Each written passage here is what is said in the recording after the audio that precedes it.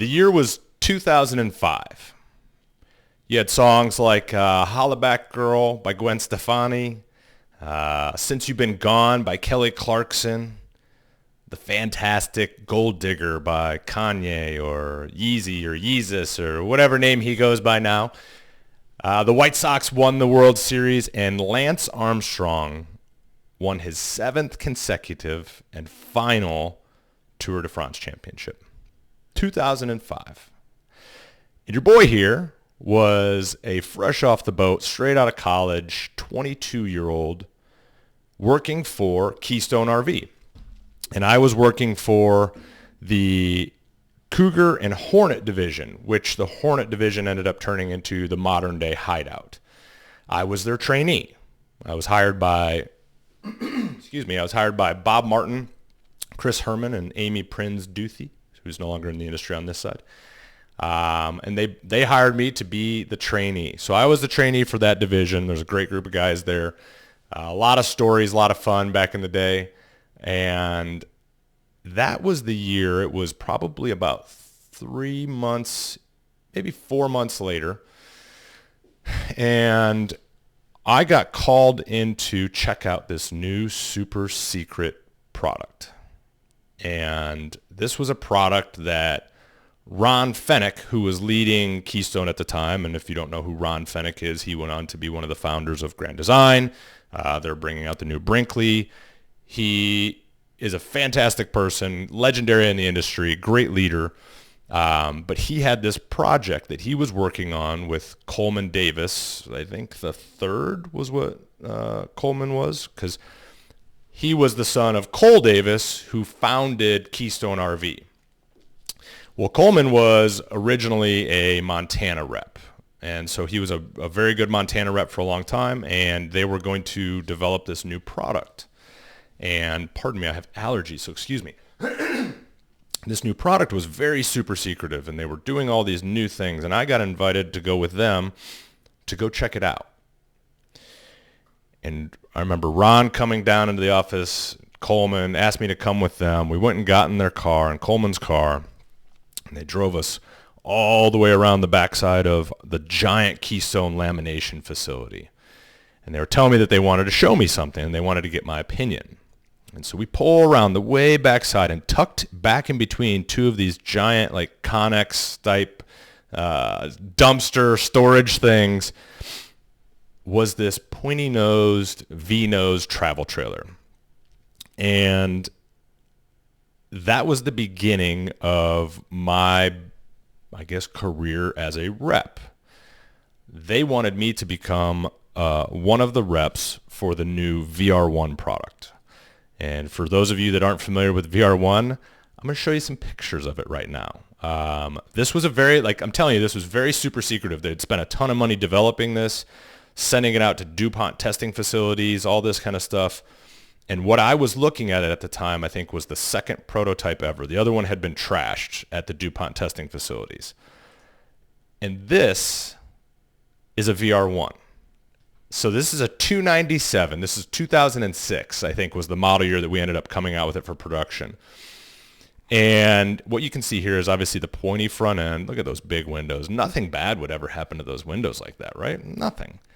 297 in cinnamon decor. I cringe inside seeing this because we had so many 297s in cinnamon decor before we were ever able to build a second floor plan or a different color. That was the interior. It was a lot of white wood that was kind of pushing the limits a little bit. And you can see the cinnamon in there.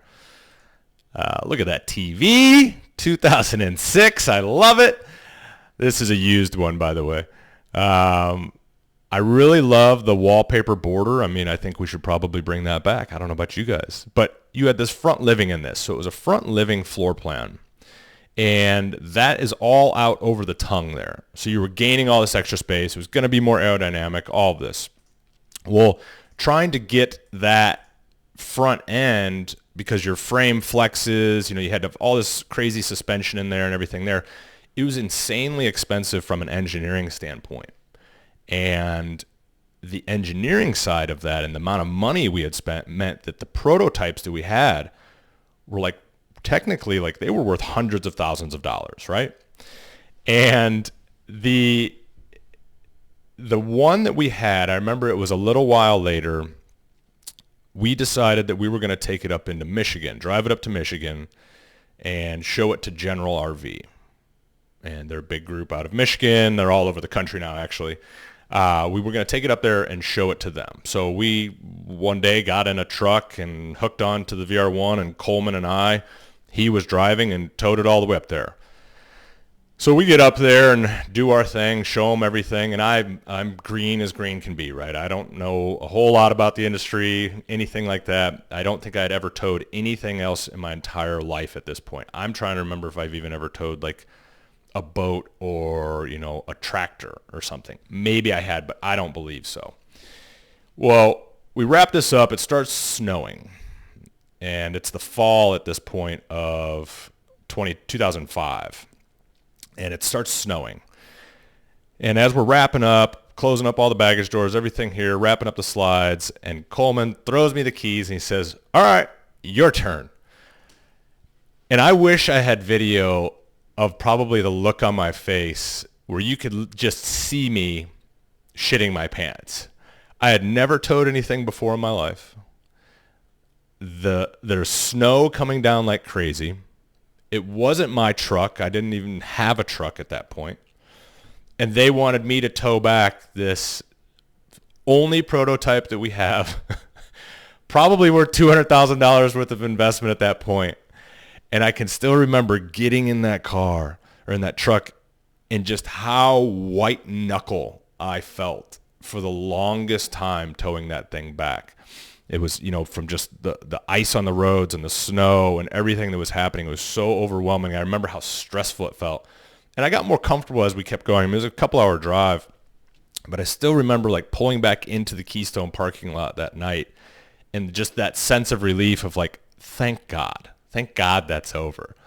I don't even know why I thought of that this morning. I think I was I spoke this weekend with somebody that's interested in buying something. They really want to do it, but it's like most customers, his whole point was he's like, I've never towed anything. I don't know. It's like super overwhelming.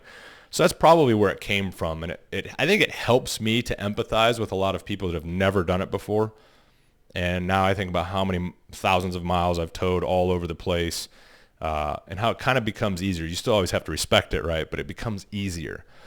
And it dawned on me, and I was thinking about it, and I was like, God, man, that's been a long time since I did that. And then I forgot all about the VR1, and I wanted to share it with you guys and tell you, like, yeah, that's overwhelming. But I also want to show you, like, I got to show you some of these features on this thing. Check this out. Oh, look at that. That whole front end right there. We had this special MORRIDE suspension system that was tucked underneath there. There was like a plate system that allowed the frame to flex, so it would push up on here, but it would keep the front end from like tearing apart when that frame flexed. Those front windows, I mean, we didn't lose a lot of them, but they were an issue as far as rocks hitting them.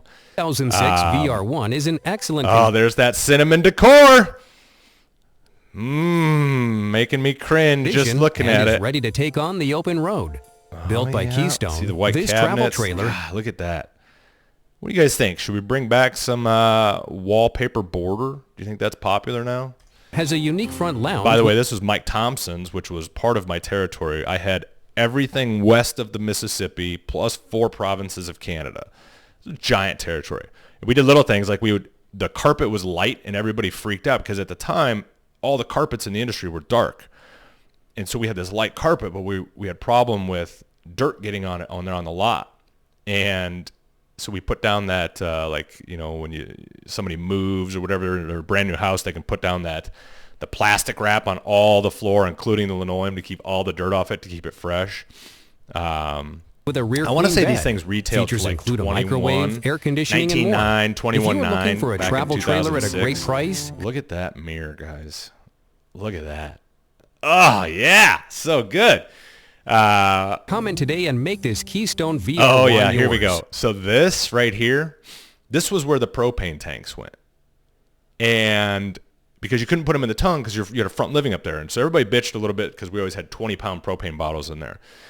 But what I hated was this box that we created here was all made out of aluminum. And it was all like this frame aluminum here. And these doors were so sharp.